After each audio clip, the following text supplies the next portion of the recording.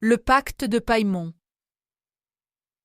Le vent hurlait à travers les arbres dénudés, fouettant les fenêtres du vieux manoir comme des âmes en peine. La pluie s'abattait sur le toit en torrent, accompagnée d'éclairs féroces qui illuminaient brièvement la silhouette stoïque de Pierre, debout dans son bureau. Devant lui, un cercle de craie tracé sur le sol, un pentagramme flamboyant à son centre. Au cœur du pentagramme, un livre ancien aux pages jaunies par le temps, ouvert à une incantation écrite dans une langue oubliée. Pierre, le visage pâle et les yeux fiévreux, murmura les mots incantatoires, sa voix tremblante dans le silence oppressant de la nuit. Une odeur âcre de soufre emplit l'air, et le sol vibra sous ses pieds. Soudain, un éclair aveuglant fendit la pièce, suivi d'un rugissement tonitruant.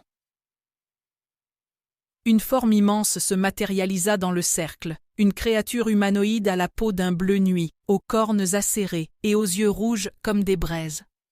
« Paimon » chuchota Pierre, la terreur se mêlant à la fascination dans sa voix. Le démon le fixa de son regard perçant, sa voix grondant comme le tonnerre. « Mortel, tu as osé me convoquer, que me veux-tu » Pierre serra les dents, luttant contre sa peur. « Je veux le savoir » dit-il d'une voix tremblante. Le savoir interdit, les secrets cachés derrière le voile de la réalité. Paimon ricana, un son sinistre qui résonna dans la pièce.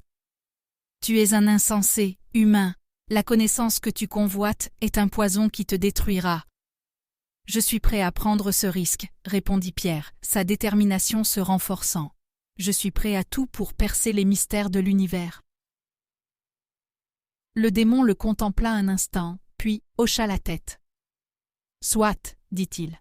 « Je te donnerai ce que tu désires, mais sache que tu en payeras le prix. »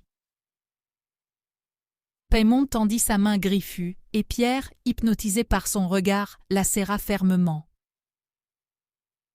Une douleur fulgurante traversa son corps, et il eut l'impression que son âme se déchirait. Lorsque la douleur s'estompa, Pierre se sentait différent. Son esprit était plus vif, ses sens plus aiguisés. Il avait accès à une connaissance infinie, un océan de secrets qui s'étalait devant lui. Mais il y avait un prix à payer. La nuit, il était hanté par des visions cauchemardesques, des murmures démoniaques qui résonnaient dans son esprit. Son corps se consumait, rongé par la puissance qu'il avait acquise. Pierre avait obtenu le savoir qu'il convoitait, mais il avait également ouvert une porte vers un univers de ténébris.